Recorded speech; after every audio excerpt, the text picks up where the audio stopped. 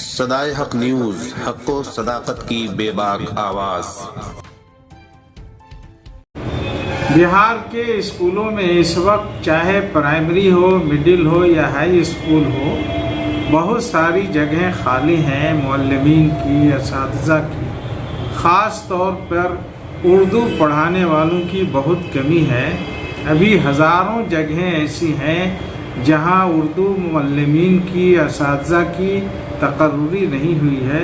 اس لیے ہم حکومت سے اپیل کرتے ہیں کہ چونکہ مادری زبان میں تعلیم دینا یہ حکومت کا اپنا منصوبہ ہے، بھارت سرکار نے بھی نئی قومی پالیسی میں مادری زبان میں تعلیم دینے کو ترجیح دی ہے۔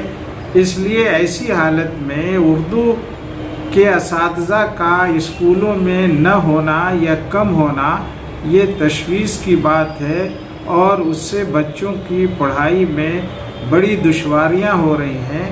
لہذا حکومت کو چاہیے کہ پرائمری، مڈل اور ہائی اسکول کے سطح کے تمام درجات کے لیے اردو شکشکوں کی، اساتذہ کی تقرری جلد سے جلد کرے۔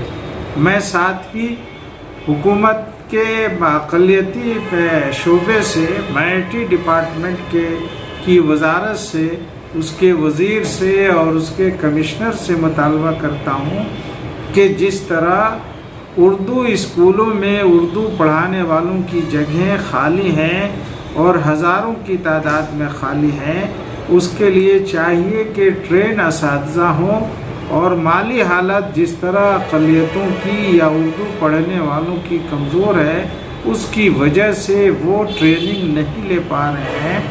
لہذا کم سے کم 1000 اردو ہر سال اردو پڑھنے والوں کو ڈی ایل ایڈ یا بی ایڈ کرانے کی اسکیم سرکار بنائے اور اپنی طرف سے ان کی فیس جمع کرے۔ اس طرح اگر ہم کریں گے تو اردو اساتذہ کی آئندہ برسوں میں متعدد تعداد حکومت کو میسر ہو سکے گی۔ راحت نواز تیل، نام سن کے فلاور مت سمجھنا، درد کے لیے فائر ہے فائر، راحت نواز۔ صدائے حق نیوز، حق و صداقت کی بے باک آواز۔